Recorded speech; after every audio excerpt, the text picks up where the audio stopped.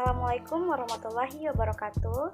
Perkenalkan, nama saya Sinta Sofyaningsih. Saya berasal dari Program Studi Informasi Perpustakaan dan Kearsipan Fakultas Bahasa dan Seni Universitas Negeri Padang.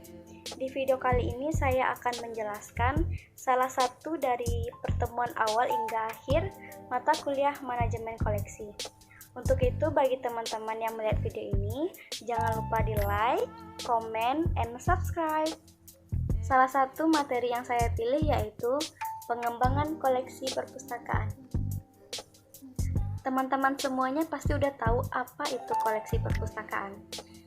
Koleksi perpustakaan adalah semua informasi dalam berbagai bentuk dan format, baik itu media cetak, media rekam, maupun media karya tulis yang mempunyai nilai guna masing-masing yang dapat diimpun, diolah, maupun dilayangkan kepada pengguna untuk kebutuhan informasinya.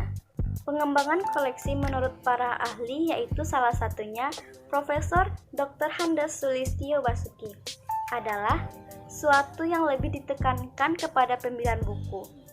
Pemilihan buku yang dimaksud yaitu proses menolak buku tertentu untuk masuk ke dalam perpustakaan.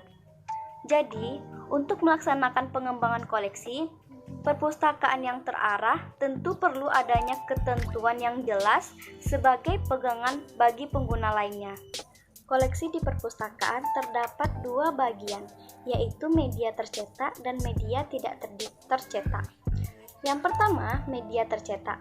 Terdapat buku atau monograf, seperti laporan penelitian, skripsi, dan disertasi. Yang kedua ada bukan buku, seperti terbitan berseri, peta, pamflet, dan makalah. Yang kedua yaitu ada media tidak tercetak. Terdapat rekaman gambar seperti film, mikrofilm, dan mikrofiche. Yang kedua ada rekaman suara, terdapat kaset, CD, dan piringan hitam. Yang ketiga ada rekaman data magnetik atau digital seperti disket, CD, pangkalan data. Selain itu juga ada tujuan dari pengembangan koleksi. Yang pertama, untuk memenuhi kebutuhan informasi. Yang kedua, membantu proses belajar mengajar. Yang ketiga, membantu pelaksanaan riset. Yang keempat, mendorong tumbuhnya ilmu-ilmu baru. Yang kelima, membantu dalam pelaksanaan akreditasi. Yang keenam, menjaga keseimbangan volume, terbitan, dan kebutuhan. Dan yang ketujuh, menjaga kenyamanan akses koleksi dan informasi. Dalam membangun suatu pengembangan koleksi, pasti tentu saja ada kendala di balik itu. Contoh kendalanya seperti keterbatasan data, pustakawan yang tidak terlalu memahami dengan berbagai jenis dan bahan pustaka, dan ada juga tidak tersedianya data pendukung seperti statistik perpustakaan, pemanfaatan koleksi, jumlah pengunjung, dan komposisi koleksi. Selanjutnya juga ada ragam koleksi yang ada di perpustakaan. Koleksi yang ada di perpustakaan hendaknya harus lengkap, beragam subjek yang terdapat di perpustakaan, dan memadai proporsinya. Untuk itu, di perpustakaan juga terdapat 6 ragam koleksi yang ada di perpustakaan. Yang pertama, koleksi rujukan, seperti ensiklopedia, kamus, handbook, manual, dan direktori. Yang kedua, juga ada bahan ajar, seperti memenuhi kebutuhan kurikulum. Yang ketiga, juga ada terbitan berseri, seperti informasi yang tidak terdapat dalam koleksi bahan ajar. Yang keempat, juga ada terbitan pemerintah, seperti lembaga negara, peraturan pidato resmi, dan kebijakan. Yang kelima, juga ada muatan lokal, seperti karya sivitas, akademik, dan grey literatur. Dan yang keenam yaitu ada koleksi rekreasi intelektual seperti pengembangan diri dan menambah wawasan. Selanjutnya juga terdapat komponen proses pengembangan koleksi. Di perpustakaan terdapat 6 macam komponen-komponen proses pengembangan koleksi, yaitu sebagai berikut. Yang pertama ada analisis masyarakat. Terdapat kelompok-kelompok pengguna dalam ciri tertentu. Untuk melihat segmentasi pemakaian perpustakaan, selanjutnya ada yang harus diperhatikan variabel yang mempengaruhi layanan perpustakaan kepada masyarakat. Semua data terbitan seperti buku, statistik, sosiologi, sejarah, dan lain-lain. Dan yang terakhir ada data pendukung seperti interview dan kuesioner. Yang kedua ada kebijakan pengembangan koleksi. Pertama, berisi suatu rencana atau tindakan sebagai acuan kerja.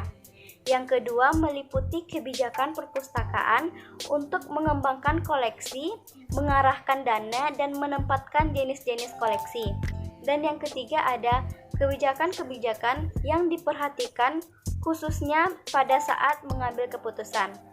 Dan yang ketiga ada seleksi bahan pustaka. Pertama, terdapat memilih bahan pustaka sesuai dengan masuk ke perpustakaan. Kegiatan ini supaya sangat penting dalam pengembangan koleksi. Yang kedua ada salah satu indikator perpustakaan tersedia koleksi secara kuantitatif dan kualitatif. Yang keempat ada akuisisi atau pengadaan bahan pustaka. Proses kegiatan pengadaan bahan pustaka ini dapat dilakukan dengan berbagai cara, yaitu yang pertama, pembelian, yang kedua, hadiah atau hibah, yang ketiga, tukar-menukar, dan yang keempat, menerbitkan sendiri atau dititipkan. Yang kelima ada penyiangan. Kegiatan penyiangan bahan pustaka yang terdapat dalam koleksi perpustakaan didasarkan pada faktor-faktor tertentu, yaitu yang pertama, rusak berat, yang kedua, informasi yang dikandung sudah usang atau sudah digunakan lagi, yang ketiga ada faktor hukum atau peraturan dan keputusan. Berikut juga ada tujuan dari penyiangan. Yang pertama, untuk membina dan memperbaiki kualitas layanan informasi. Yang kedua, memperbaiki penampilan dan kinerja perpustakaan. Dan yang ketiga ada meningkatkan daya guna dan hasil guna ruang koleksi. Dan yang keenam ada evaluasi. Pertama, terdapat kegiatan evaluasi yang ada di perpustakaan secara berkesinambungan. Yang kedua, evaluasi dilakukan untuk mengetahui peta kekuatan dan kelemahan koleksi.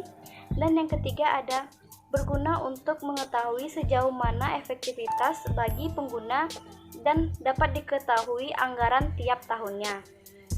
Berikut juga ada tujuan dari evaluasi. Yang pertama, mengetahui mutu, lingkup, dan kedalaman koleksi. Yang kedua, menyesuaikan koleksi dengan tujuan dan program perpustakaan lembaga induknya. Yang ketiga, meningkatnya nilai informasi.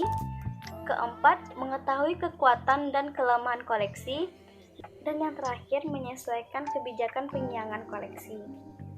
Sekian penjelasan dari materi pengembangan koleksi yang ada di perpustakaan. Jika ada kesalahan dalam penjelasan, saya mohon maaf.